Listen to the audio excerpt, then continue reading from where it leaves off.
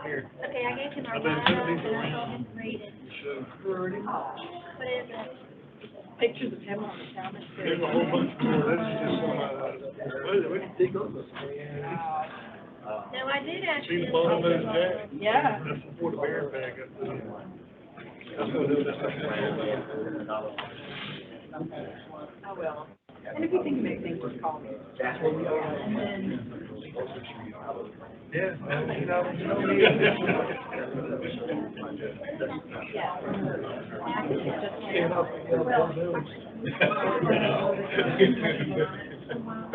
yeah, don't vote on it. So, then when I send them back, I might just have it. They moved you over.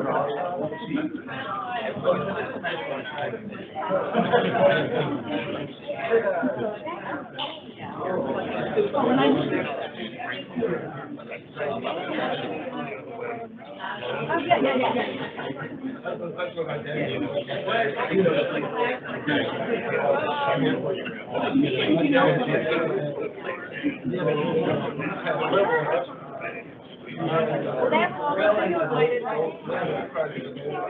No, the back. I think the either.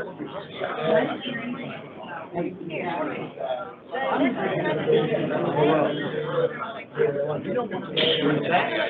You think from the back.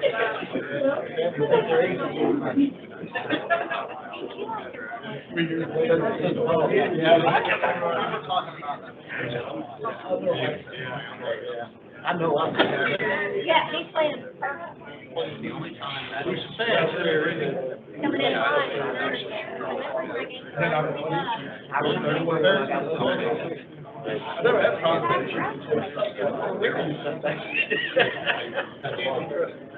But I guess you did it in Yeah, I mean, we know. when he booked it, we did not, so what do you think? Freedom,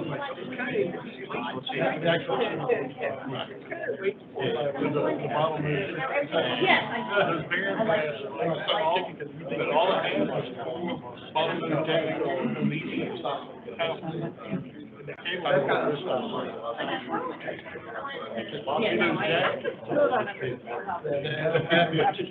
The first picture I showed you was the day.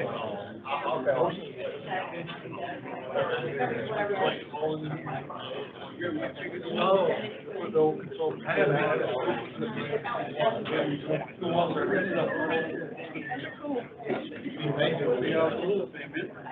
Yeah. Little brown. Are you? There you go. Okay.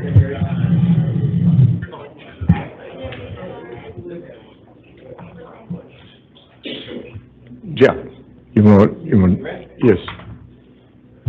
Let us pray. Then we'll take the place. Heavenly Father, we pause at this time, our Lord, just to lift you up and offer our thanks to you, offer our submission to you, Lord, and we just want to lift up this department, the men and women who run this department, the men and women who make decisions for our state. And Lord, may we all who have roles of authority and responsibility do so in your will. We ask this in your name. Amen. Amen. Pledge allegiance to the flag of the United States of America and to the republic for which it stands, one nation under God, indivisible, with liberty and justice for all.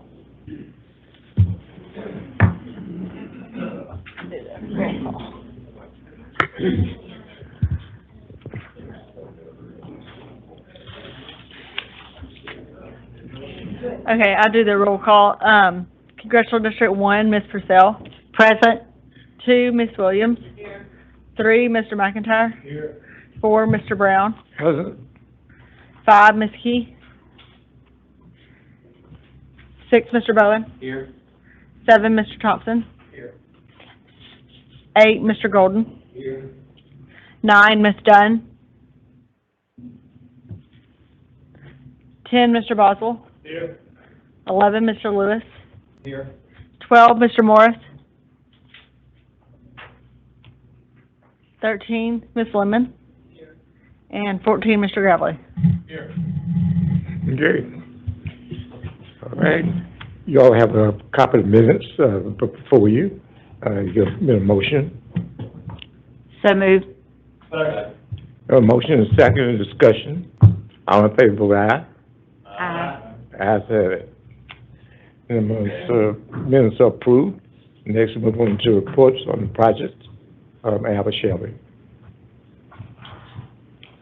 All right, so good afternoon, Chairman Brown, Commissioner, and members of the board. Good afternoon. I'm here to present the projects that the department is proposing to advertise for the March 2024 letting.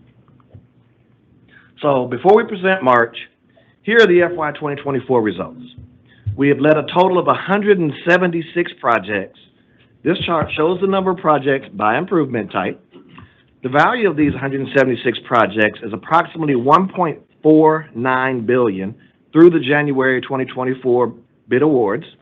Of the 176 projects, 167 were GDOT let with an approximate value of $1.39 billion, and 9 were local lets with an approximate value of $101 million. This chart shows the dollar amount distribution by improvement type, with maintenance, safety, and bridge projects making up the bulk of those types. Here are the results of the January 2024 letting. Of the 19 GDOT let contracts presented to the board, 17 were awarded, 1 was rejected, and 1 was withdrawn. Now I'm going to discuss the projects in the March 2024 letting. We have a total of 8 projects, including 1 TIA project, with 7 GDOT and 1 local let. As the chief mentioned in her report earlier, due to the federal uncertainty, this letting is abnormally low. The next slide lists the 7 non-TIA projects arranged by congressional district.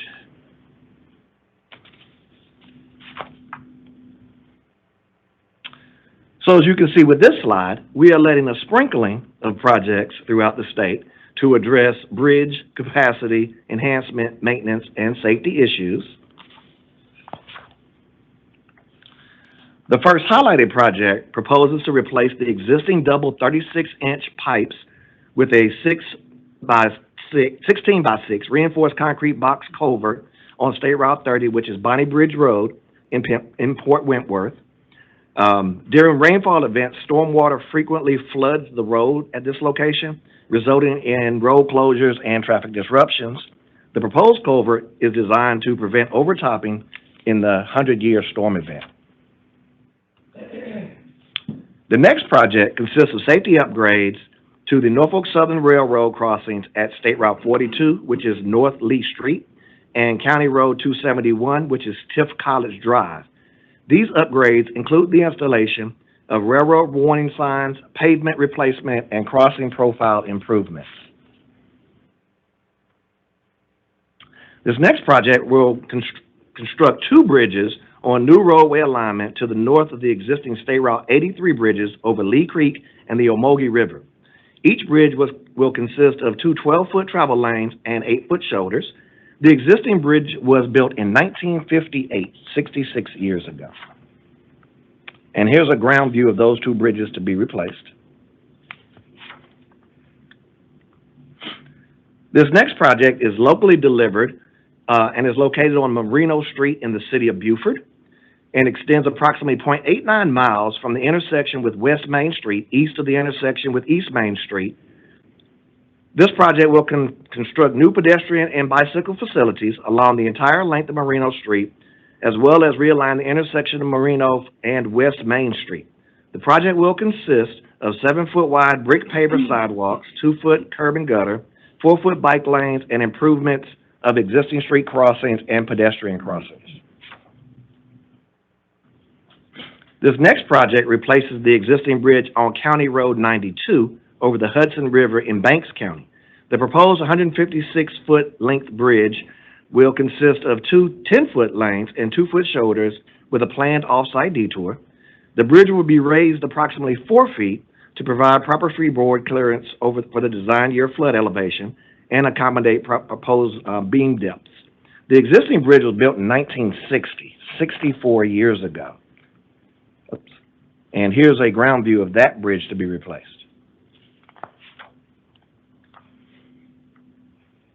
This next project replaces the structurally deficient bridge on Robertson Bridge Road at Barber Creek. The existing was required to be load posted due to the insufficient load carrying capacity. The existing bridge was built in 1986, 38 years ago. And here's a picture of that bridge to be replaced.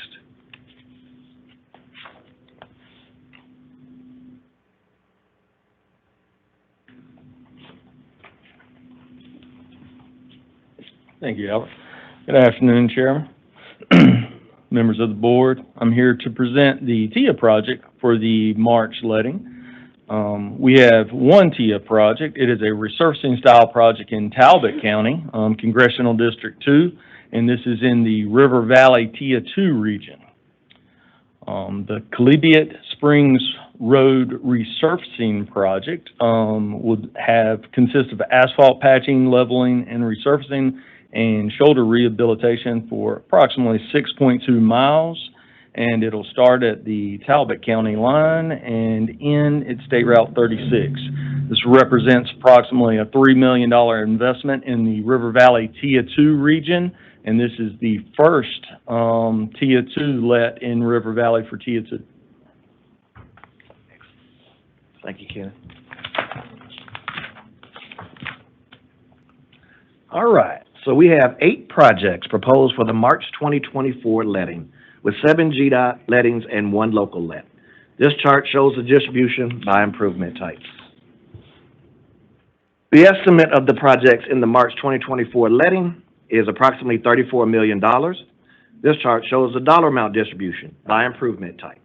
I now ask for your consideration for approval of the proposed projects presented for the March 2024 letting. Okay. A motion? So moved. A motion and second, discussion. All in favor, aye. Aye. Opposed, nay. Ayes have it. Thank you. Thank you.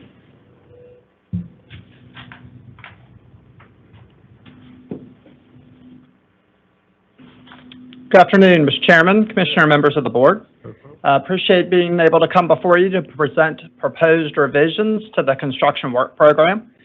This month I have 2 sets of revisions to present to you. One set's coming to you for the first time for your review, and will come back next month for action. There is 1 recommended change to a project description for a project and 30 additions to the program that are bridge projects in Congressional Districts 2, 3, 5, 8, 9, 10, 12, 13, 14, basically all across the state. I'll scroll through these for you really quickly.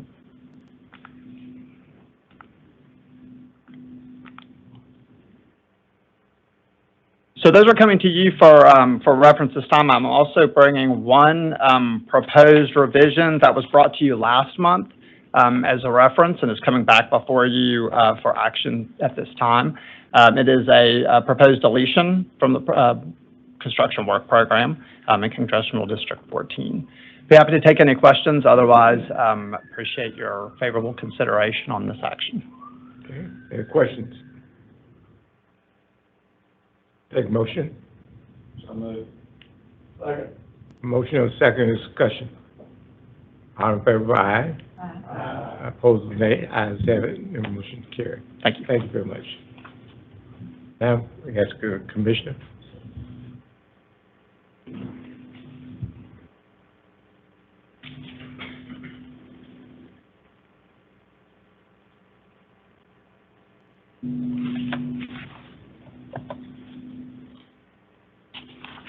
Thank you, Mr. Chairman, ladies and gentlemen of the board. It's a pleasure to be with you this afternoon, and we'll jump in with our state transportation fund collections for January. Totaled $197.28 million. 179, almost $180 million of that came from excise, with $17.5 million coming from the different transportation fees, be it the Transportation Trust Fund or transit fees. So those are, it's a great report. and as Angela provided you the budget information, again, for the amended fiscal year, we're in fine shape. I do remind you that the transportation funds that come from excise are collected in one year and appropriated into the next. So what's being collected now will be actually appropriations for 25, and we'll share more with the 25 budget as it comes ahead. Angela shared that with you a month or two ago, and we'll keep you posted as the House and Senate take up 25 after they deal with 24. So good news on the funding front all the way around. Our employment update from the month last month in January, 3,909 full-time employees. I like tipping over that 3,900 number, so we're 9 to the good. That means in last month we hired 44 new employees and we had 37 employees separate. So we're on the positive side, but just thinking about that, again, in a month's time in January that we had to go through hiring 44 employees.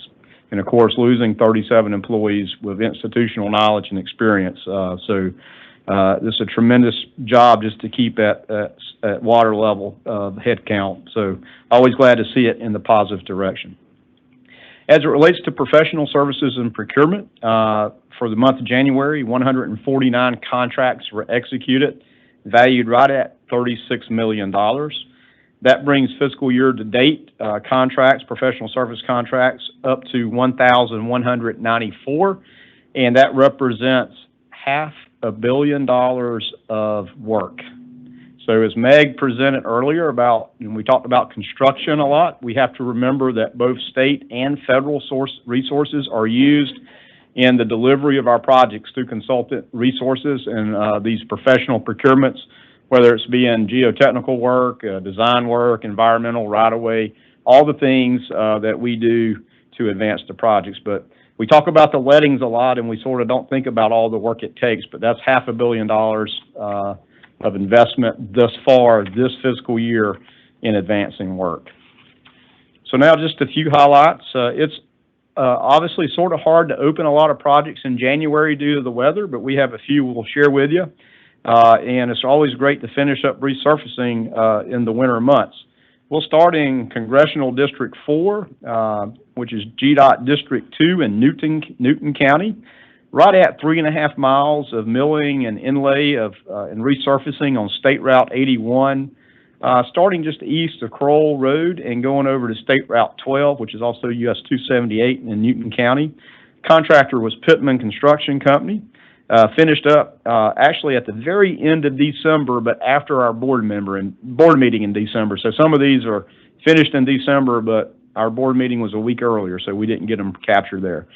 Represents a $2 million investment. So as Meg talked to you about increased cost, I'm going to give you some cost of doing business here. For those almost 3.5 miles, that represents $574,000 a mile, lane mile for that project. So there's a picture of State Route 81. Our next project will jump up to Congressional District 6, or over to Congressional District 6, up in Dawson County, GDOT District 1, 6.3 miles of milling, inlay, and plant mix resurfacing and rebuilding the shoulders along State Route 136 from the Pickens County line to State Route 183 in Dawson County. If you want to get your bearings, go to Burt's Farms, and you're right there. So right at just as going up the hill toward in Pickens County, right above Amicaloa, if you want to know where this part of the world is. So very mountainous and hilly. C.W. Matthews Contracting Company was the contractor. They wrapped up in December as well. If you do the cost per mile, and this is a 2-lane road, there may be a little bit of a passing lane in it, $440,000 a mile. So just to give you some bearing there. And this one finished just slightly ahead of schedule as well. Always a good thing. All right, there's the Pickens County Mountains, or Dawson County, rather. All right, next project in Congressional District 8, Baldwin County, GDOT District 2. This time, 9 miles of resurfacing, which is including milling and inlay. And I'll remind you, when we mill the asphalt off, it's recycled. So we've been green for a long time in recycling asphalt and reusing it. So these projects, we mill the asphalt off, up, goes back, it gets recycled and reused. And so this is 9 miles on State Route 22 from west of Lake Laurel Road to Hancock County line in Baldwin County. You can see this, State Route 22. And also, as you look at this project, as you look at the picture on the right, if you pay close attention down the center line, the yellow line, and the white lines, you can see the indentation rumble strips. So these are safety countermeasures. And last month we talked about safety countermeasures with our safety team. And you can see that these rumble strips, and we've seen statistically that putting these in have reduced run off the road crashes. So again, we're trying to do this. You will probably get complaints about these. But for every complaint you get, just say if you heard something, maybe somebody's life just was saved, or at least a crash was saved. And so if you get these calls, call Brad Saxon or Meg Perkle. No, let us know. We try to understand, but systematically this is low cost, high return. It does come with some consequences. Obviously, if there's noise there, there's a reason for this noise. People are not staying between the lines, and we'll end on safety today. But Reeves Construction Company did a great job on this project. It's a $4 million investment for 9 miles. If you do that math, that's $443,000 a mile. Now let's move over to Congressional District 2 in Jefferson County. This is almost 13 miles along State Route 88, which is also known as the Fall Line Freeway. From Washington County line east to Kings Grant Way in Jefferson County. Pittman Construction Company was the contractor. They finished up on January 24th, represented $9.4 million investment, which turns into be, again, this is a 4-lane divided. That turns into about $728.6 thousand a mile. So almost $750,000 a mile for a 4-lane, obviously 4-lane divided, so there's more pavement there. So again, just to show you some of those costs of doing business. All right, so that finishes up projects that we wanted to highlight. Next, we'll move into some honors, updates, achievements, and recognitions. And obviously, I'll start with just yesterday. I want to congratulate Kurt Thompson for being reelected to the board. So congratulations to Kurt. Thank you. Unopposed, I might note. So, and the other thing, of course, Greg Morris has given his notice to each of you and to us that he did not intend to seek re-election yesterday. And I want to thank Greg for his service to this board and for helping the folks in his district in the 12th. And so Dan Snipes was elected. Dan is from Statesboro, Georgia, and an attorney in Statesboro. And so he will come on in April 15th as the term expires. So just wanted to provide that. Now, as I talk about employee headcount and talk about, the challenges of hiring and recruiting, one of the things that makes hiring and recruiting easier if you have better retention.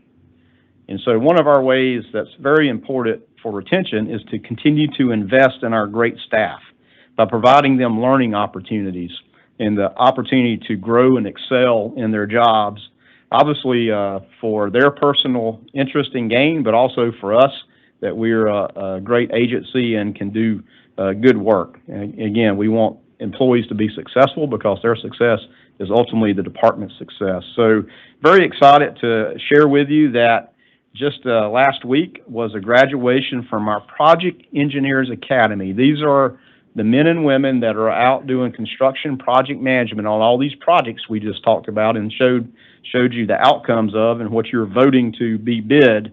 These are the people that execute on that. And so, as I looked at this picture, I'm reminded that I participated in this 30 years ago, which made me feel really old because it seems like yesterday. But let me just tell you a little bit about Project Engineers Academy. Again, our construction project managers are out there on the job day in, day out, and it's usually night in and night out, especially here in Metro Atlanta, making sure that a quality product is delivered to the taxpayers of Georgia. They're out for contract compliance, inspection, measurement, and payment, and just do a fantastic job. And so this is an opportunity to bring them, take a week for our newer project engineers and project managers to take a week. And we had 30 applicants, or 30 participants rather, and they go through a whole sort of life cycle of project management from the very beginning to the very end. So let me bookend that for you a little bit. They start with something we call a pre-construction conference. So when we award a project to bid, the very first thing we do before anybody starts is we bring the whole contracting team and utilities together and talk about the project schedule, and everything it has to do. So they have training on project initiation, startup, the pre-construction conference. We have a session on legal issues, and there is certain and lots of liability that happens, and you have to be aware of. A lot of times on construction projects, you're dealing with property and people, and you need to understand how to navigate that. We have right-of-way and easements to work within, and we have certain requirements that we have to maintain. So a lot of legal issues there it comes up. Contract modifications, again, very much we have specifications, contract requirements, and if we need to deviate from that, go through the process of how you actually modify a contract legally. We don't do things by word of mouth, or I'm just going to give you a sticky note and give you a direction. It is actually a formal contract modification. Record keeping, very important. Back when I went through it 30 years ago, that was all by hand. It's all now electronic, which is not a lot better. Letter writing. In fact, how to write a good business letter, and how to write letters. A lot of the letters are back and forth to contractors as well. Project diaries. Again, these project managers, they keep a daily diary of the work activity that's going on in the project. What happened, where things happen, and I can't tell you how critical that documentation comes in. Things like utility coordination, which is a big part of the project, and some of the things that we hear about a lot is, hey, I don't see much work going on out there. What's going on? I see a lot of barrels. Well, obviously a lot of utility coordination. I tell people that they generally like to keep their water, their gas, their sewer, and especially their internet on while we build things. So it's complicated when you got to sort of move things around and keep all those services provided. Material and testing management. Bridge inspection. So we have a special session on how to inspect bridges and do certain things during bridge construction. You heard from Kimberly King earlier today. We have a session on DBE and EEO and sharing about what they need to do as project managers to ensure compliance and be supportive in DBE and EEO relations. Traffic control. If you like orange barrels and orange cones, this is a session for you. Erosion control. We spend a lot of time and money in making sure that we are protective and being good stewards of our environment while we build things. And then lastly, the ultimate thing is finaling out a project. How do you final out all the paperwork, get everything taken care of? It's like a home with a punch list, making sure you're getting everything punched out. And then the biggest part of that is the financial closeout, because if there's $1 left on that project, we're able to take that dollar and redeploy it going back into the kitty, if you will, to do another project. So we actually have performance metrics on project closeouts to make sure that we're freeing up any available dollars, that they don't stay encumbered on a project that we have. So I'm sorry to ramble on. I'm sort of passionate about the Project Engineers Academy. It is a fantastic investment, and you can see a great crowd of high achievers there that were able to participate this year. All right, now we're going to jump way away from Project Engineers Academy and take a flight up to Washington, D.C. Last week was the AASHTO Washington briefing, where we work on sort of policy things. And let me just, you can see a picture of Andrew Heath and myself there with Congressman Buddy Carter. Don't tell him I gave him a promotion. Congressman had a little injury, and he's on a scooter there, if you're wondering what he's hanging on to. But anyway, it was a great visit. We were able to do some hill visits. We were able to visit with, I believe, 3 congressmen. It was a really busy time in Washington last week, if you watched the news. So we talked to a lot of staff members and chiefs of staffs, et cetera. But the 2 things from an AASHTO perspective I wanted to share with you is the big issues, and we heard from the AASHTO meeting itself. We heard from some of the ranking officials in the Senate, EPW, and Transportation and Infrastructure on the House. We heard from both majority and minority chairmen of both Senate and House side. Believe it or not, the bipartisan infrastructure law that was so wildly touted and such a huge investment in our nation's infrastructure, we're halfway through it.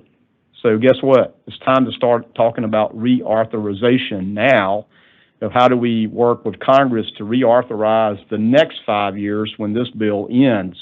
And so Congress has that on their to-do list, and we talked about that greatly and about what needs to change. One of the things about the bipartisan infrastructure law, it's been touted as truly the most historic investment in our nation's infrastructure. And I would suggest to you that is true. The reality of that, based on the trend of this morning's presentations and the last few months' presentations, is it's not doing what everybody thought it was going to do just to the high cost. And that's not Georgia, that's across the nation. And so we certainly would be advocating from an AASHTO position that Congress at least keeps that same level of funding and doesn't reduce it. So I think that's one of the biggest conversations there. So the second biggest conversation while at the AASHTO Washington briefing is something Meg mentioned this morning in her presentation, just slightly, and it's a very complicated discussion. It's something that by law, federal highway, not Sabrina's, this is not Sabrina's rules, federal highway by law in August, and it's by law, it says in August, that they look at basically the unused, or the term is unobligated federal funds across the nation, and then they look to redistribute those to those who can use those dollars. And so as Meg mentioned, as us always having our federal projects authorized on the state budget year, in that little gap she showed you with that yellow arrow that said advanced construction, we're always in a good place to raise our hand and say we can pull down some of that federal money. It's sort of additional federal money and it's sort of not. And so it means we can use it now, but at the end of the day, we only get, so our federal pie is the same size. It's just when you get your slices.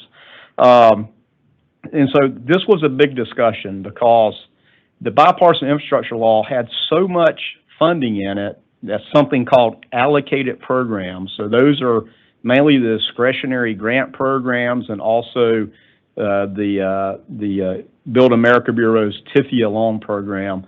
It has so much money in it and is good and as fast as Federal Highway and US DOT has been giving out grants. The grant agreements are not haven't been executed to the amount of the funding. So they have these huge balances now of dollars that basically have not been obligated. And so when Federal Highway is looking to say, hey, can you use some of this additional federal money, that number has gotten so big that most states say, no, we can't pull down that much money. One, because of that short timeline to spend it. Two, you got to have the federal match. You got to have the state match to go with that federal.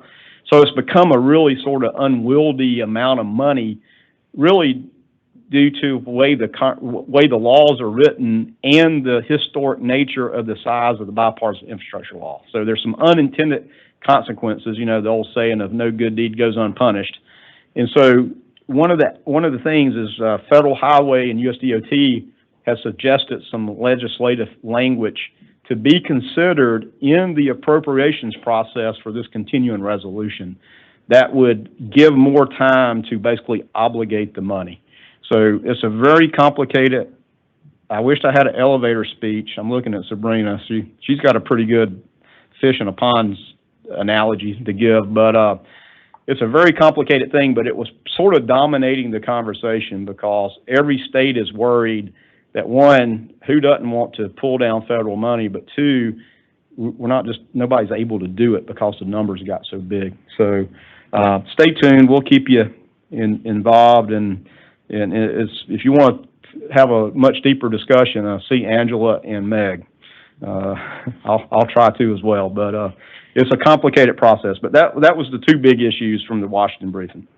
Okay, so let's leave Washington, and I told folks I was up there 3 days. I tried to correct all I could, didn't get much done, so I came back home. Let's come back a little closer to home. In fact, we'll go to Gwinnett County and highlight Rudy Bowen for being Gwinnett Chamber's Citizen of the Year.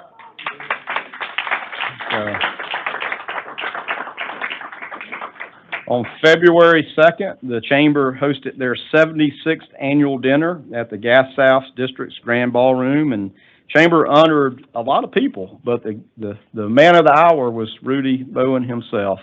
And so certainly they acknowledged Rudy's 18 years here on the State Transportation Board and doing many great things in Gwinnett County, and I reminded them that he's done a lot of things outside Gwinnett County as well, certainly as chair here. So what a high honor, and congratulations to you, Mr. Bowen, for that. But I don't know now, not to be outdone. We called this one last month, but we've got the proof to prove it now. Robert Brown, being Georgia Trends, recognized to the Most Influential Hall of Fame. So that was a great accomplishment. Mr. Brown, you never know where a camera may be.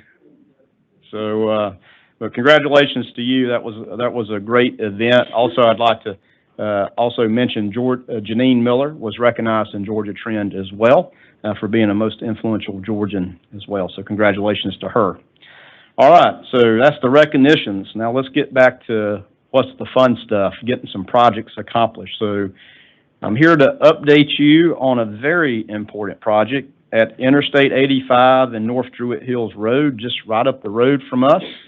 I'm not sure that all of you know, but many of you do. I want to share with you that if you look at this complicated map on the right, where that traffic signal is on the right side of the screen is the new Children's Healthcare of Atlanta campus, which they already have several medical office buildings, and the new Children's Healthcare of Atlanta Hospital is actively being constructed. When I say active, it looks like it's about finished. So we have been in coordination with not only CHOA, but the city of Brookhaven, as well as Emory, who is on the bottom side of the traffic signal. CHOA is on the sort of the top side of the traffic signal, in coordinating for many years to make an improvement to North Druid Hills Road, which you know is not that busy. It's just sort of a lazy little, sleepy little street, right? No, a very, very busy corridor, major arterial connected to 85. And so the reason I wanted to share this with you is we are now into that construction phase. This is a design build project you guys have already approved, and we've been underway now for a while, getting to this point of where things get a little sticky. And that includes doing some significant work to the top of the screen on the image where you see beautiful Peachtree Creek.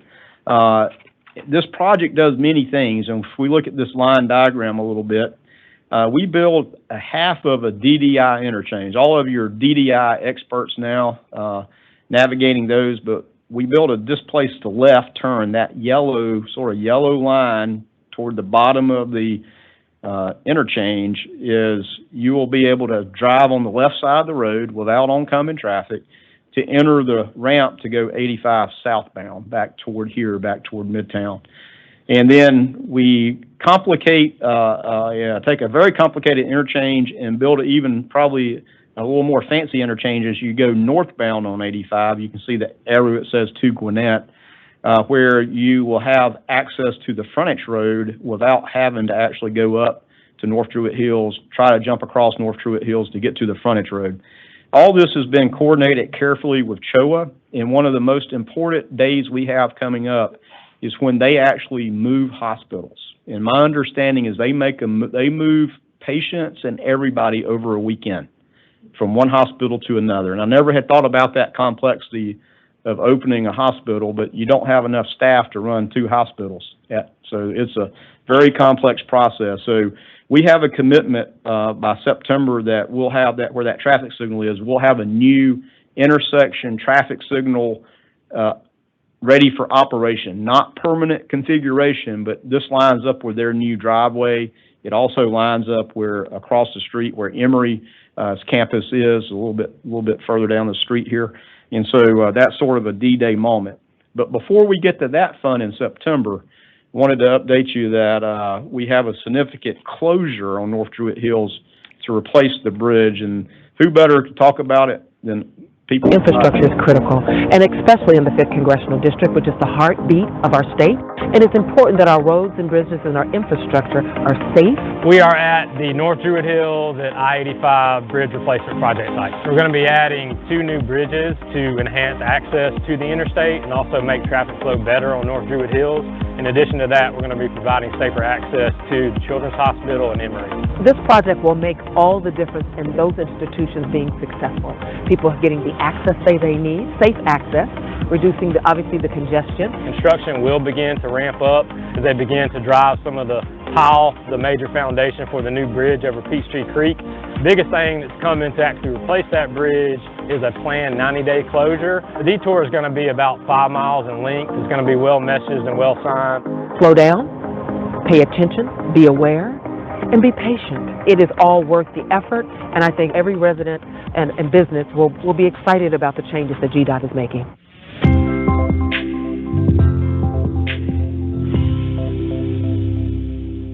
All right, thank you, Stacy. Like a news anchor. I just wanted to make sure people knew who to call when that 90-day closure is going on. But I know how that goes. That's auto forward to Russell. So very, very seriously though, our communication folks and contractor are working diligently so that we do have to you'll start seeing the messaging about when this actual is going to take place. I don't have the actual date. They are in that prep process doing as much, and you saw the video, they're doing as much under the bridge as they can so that they have that 90-day window. But folks, there was no other way to try to replace those bridges without closing the road. There's utilities on each of those, and if you saw that aerial photograph, there's not just power lines, there's transmission lines. Those are all being adjusted or have been adjusted by now. There's a lot of coordination with the utilities, and just to try to get in, it was easier to get in and out than try to keep traffic snarled down to probably 2 lanes is the best we could do. And it's so close to the interchange as well, it just was not much way to shuffle around. So thank you for that, Stacy. We'll keep everybody well informed, and we think about transportation, about moving people, but how that nexus with CHOA and Emory, these are very critical and important trips that people can get to and from those facilities, and we're glad that we can improve that corridor for those purposes. All righty. Because safety is all about safety, and I mentioned safety earlier about the rumble strips, and I'd like to conclude my conversations with safety and talking about last week was down at Lowndes County High School in Valdosta was another Safe Driving Summit.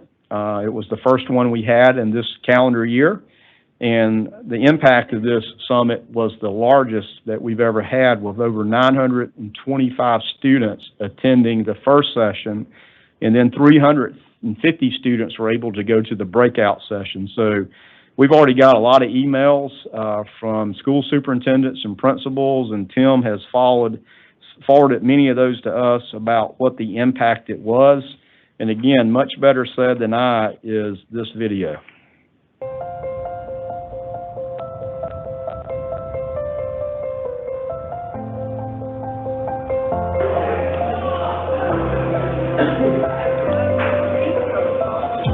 Young people are the ones that are most likely to be in an accident, that are most likely not to wear seatbelts. So if we can reach these young kids at an early age, maybe we can make a difference in somebody's life.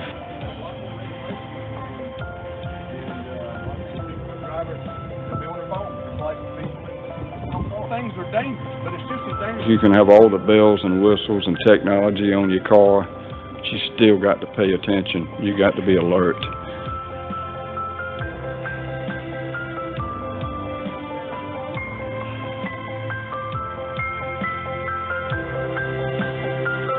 I had somebody go through a red light just yesterday, and I wonder if they were looking at their phone or just what they were thinking, but they went right through a red light, just as big as Ike. And I thought, it only takes a split second. You can be killed, you can be gone. What if I'd have driven out in front of that car? But I stopped, and I'm glad I did. And he went right through that light. And I bet to this day he doesn't know. He probably doesn't even realize he went through it. JC, what a story, and how brave she is to be willing to do that, to get up on stage and talk about what happened, because, you know, it's difficult. And I was watching her mother, and you know how hard that's got to be on her. And for them to be brave enough to come out and do that, it's just an inspirational story. I hope they make a movie about it.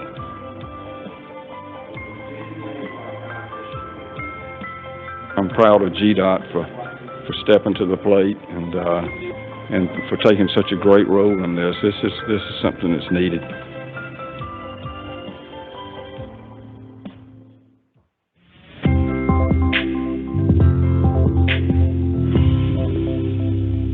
Again, we can't say enough to Let's See 43 Foundation, led by Mike Luckinson, for sharing his personal story with his son Philip losing his life. And all the volunteers, and you saw law enforcement, you saw GSB, you saw local law enforcement, you saw trucking companies bringing trucks there. It's nothing like getting in a truck and seeing what it's really like to be in a truck and how big they are. And obviously the emergency room simulation is just real. I mean, and it gets people's attention. So we certainly thank them for letting us to be able to be a partner with that. And we thank Tim for making that relationship with the high school. And I believe there's another one planned coming up. But I know many of you have been involved in some of these safety summits before, and we need to continue that. So if we've picked off one school in your district, let's go find another one, because we got to continue this message. And I know, Tim, I pitched to you, you were there, and again, a lot of positive outcomes and things have already been shared. So. Yeah, thank you, Russell, for that. I just want to say to the board, if you have not done one of these in your district, please do. I was overwhelmed at the process and just how thorough Mike was, and Mike's message, and JC, it's moving.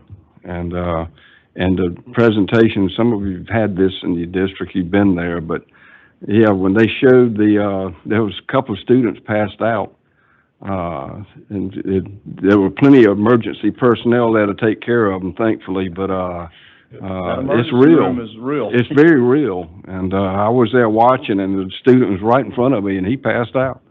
And he's okay now, but it's a great program they put on. And Mike did his presentation. You could have dropped a pin in that auditorium with 1,000 students there. It's moving. For him to have the courage to talk about Philip, for JC and what she's gone through. If you haven't done one, please think about it. Please get with Mike. It's worth it. He's coming back to Lowndes. I mean, that's a big school, but Valdosta High is next up too. So we are in other areas. I've been talking with Kathy. We've got one we're going to share, and it's very well done. And Russell, to you and to GDOT and to all the personnel that came down from GDOT, what a great job they did. And I just want to say thank you.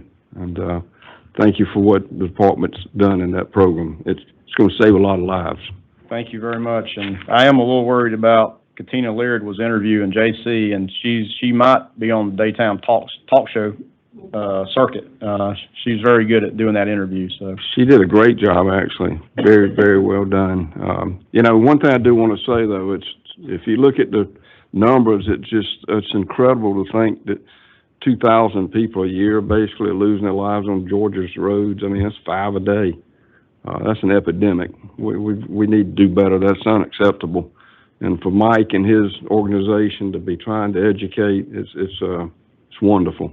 But I'm very proud of GDOT and what we did that day. So thank you. Thank you, and thank you all for having those relations. That's what Mike needs, is that entry to a school, just to have that conversation to a school superintendent or a principal, just to be able to facilitate making this happen. And we certainly appreciate the school systems for being supportive as well. I apologize for the microphones today. I'm not sure what's going on, but all the dogs around this area are howling, I'm sure. Mr. Chairman, that concludes my report. I'll be glad to entertain any further questions or comments. I got it on. Yeah, just turn it on.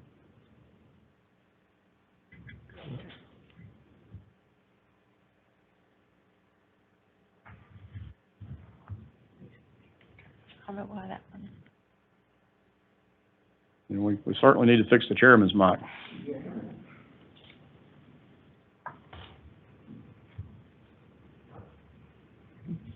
Okay. All right. Thank you very much for. Any questions?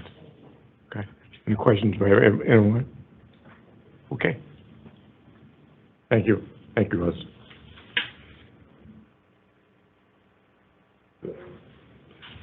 Next to the last item on the agenda is the NEPA procurement, which was presented to in the board and in the committee meeting by Andrew Heath. Need to get approval of the pronouncement, the motion.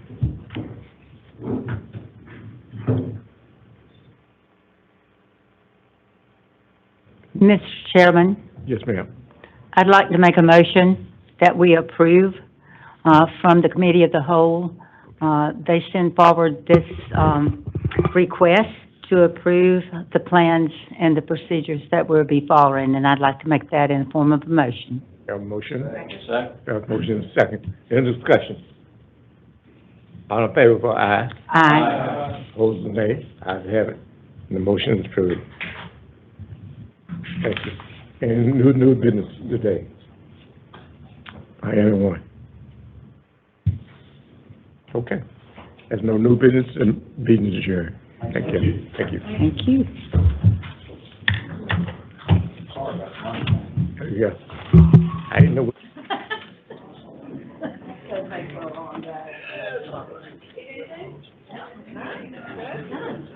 Five